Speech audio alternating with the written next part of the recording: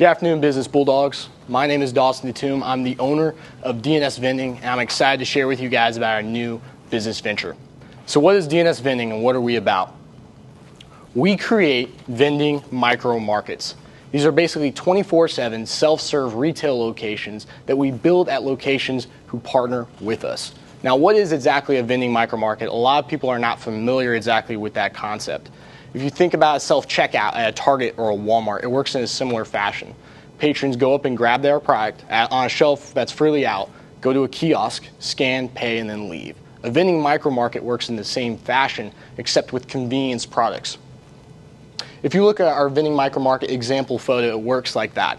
So patrons come up, grab the products freely off shelves that are open, scan it at a kiosk, which we provide, pay, and then leave. Grab, scan, and go. Quick, easy, and efficient.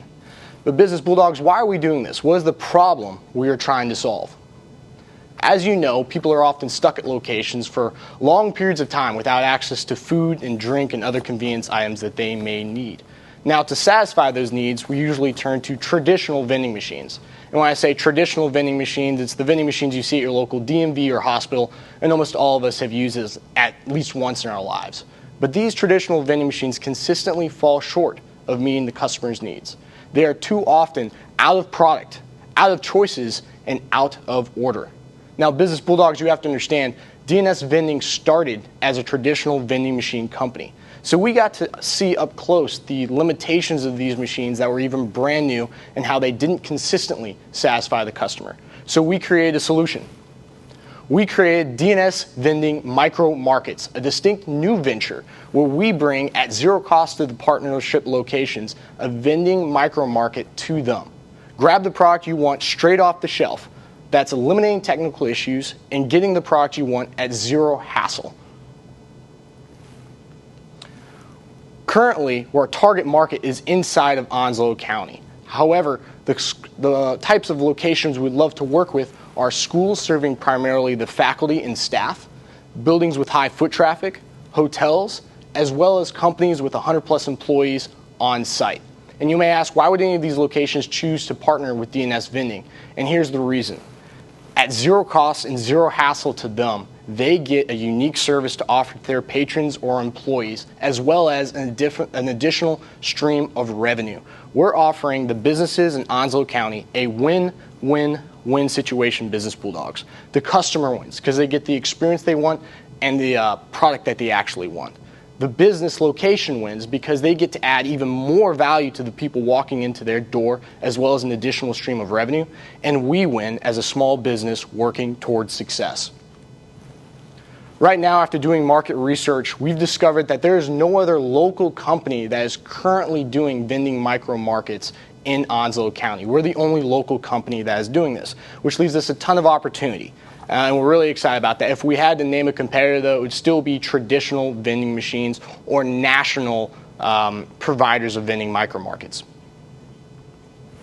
The funding we're looking for is $8,000, and we're going to use these funds along with our existing cash on hand to fund our first fully operational vending micro market. We plan afterwards to use the cash flow off this vending micro market as well as the cash flow from our traditional vending machine locations to fund additional vending micro markets into the future. This way, for relatively low startup costs and without overextending ourselves, we can achieve steady and profitable growth. Moving into our financial projections. This year, we're looking at making a loss of about $5,000. And the reason for that, Business Bulldogs, is because we'll be aggressively investing in vending micro markets. In the following years, that will turn to a profit. In 2026, we're looking at netting about $22,000. Also, as we continue to build out additional vending micro markets, the relationship between our revenues will grow at a higher rate than our costs and expenses, creating more margin and making us an increasingly profitable company.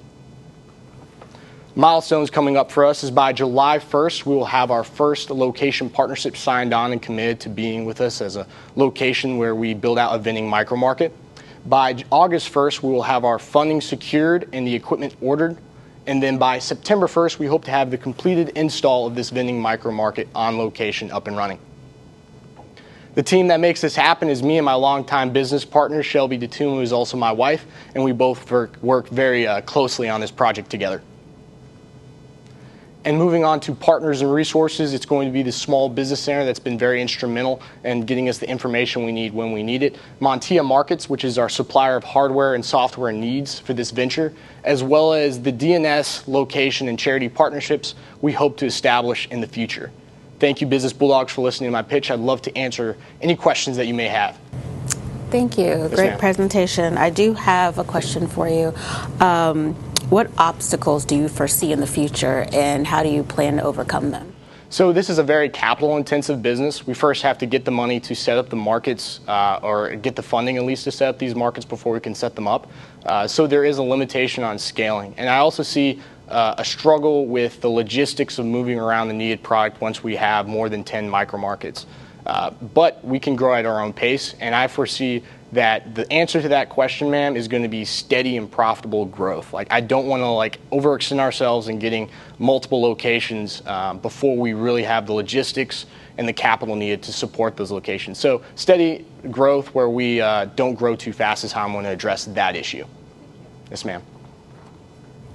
I really like the concept of a double bottom line there, where you're kind of giving back, and I think that creates some buy-in, especially for an organization who has an area that they would like to focus on. Yeah. One thing though, with your high traffic spaces, do you anticipate some shrinkage there just because of the way it is, and if so, how would that impact your revenue? Yeah, so on the locations that we choose because they're high traffic, you do have to adjust in more for some shrinkage, and that is kind of just something you budget in for. After talking to operators who do this on a high level in other states, it's the juice is still worth the squeeze. So we will budget that in, but we still want to pursue those locations because there is a lot of upside still. You mentioned the capital requirements, to get up and running. In your financial projections, you did a good job of laying out the 3-year, costs and revenues. But do you know specifically a break even on how many markets you'd have to operate to where you can start generating revenue, or does that come day one? So yeah, we'll be generating revenue day one. This is, we'll be, cash flow positive day one. Our plan is to use the existing cash we have on hand from the traditional vending machine side to help fund this new venture. And so we don't want to overextend ourselves and get into some expensive debt where we're going to be struggling to make debt payments and hoping we get enough revenue out of these markets. We want to maintain a steady period of growth, but also keyword profitable. Gotcha. Yes, sir. Awesome. It sounds like one of the selling points is the no cost to the partners. So yes. That means the majority of your revenue and profit is going to be coming from the product. You feel there's sufficient markup, or do you know what the markup is? I mean, I imagine you're purchasing in bulk and then pricing those up additionally, and that's where the majority is coming from. Yeah, and so what makes this business also attractive for the location and for us is because on traditional vending machine products, you're looking at chips and sodas. Those markups are pretty limited. Maybe you could double it, triple it if you're lucky. Yeah. But with frozen products, fresh fruits and stuff, you can buy that, at under $1 and easily sell a frozen pizza for $5. Yeah. So we see a majority, 40% or more of our revenue coming from the frozen food side. And we see that as really where a lot of we're going to get our profits. Yeah. The kiosk technology, if that goes down in that market, and I know it may not be quite as often as some of the vending machines, but is that something you'd have to reach out to those partners, or could you control that? Right, that's a great question. So what we would do to combat that, as long as you have a line connecting to the internet, an actual cable, unless the power for the entire building goes out, that's the only way that kiosk goes down. But then everything, in that location is down.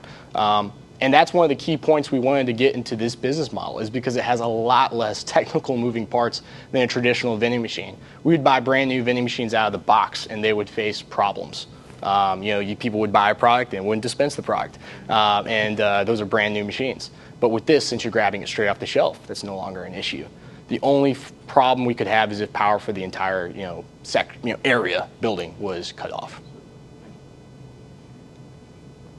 Yeah, you mentioned one of the pieces being those larger employers in the at least the geographic area with more than 100 employees. Do you feel like that will be a limitation at any point, or do you feel like that's your barrier to entry, and then you can expand into other opportunities that might not have as many employees but maybe have higher foot traffic?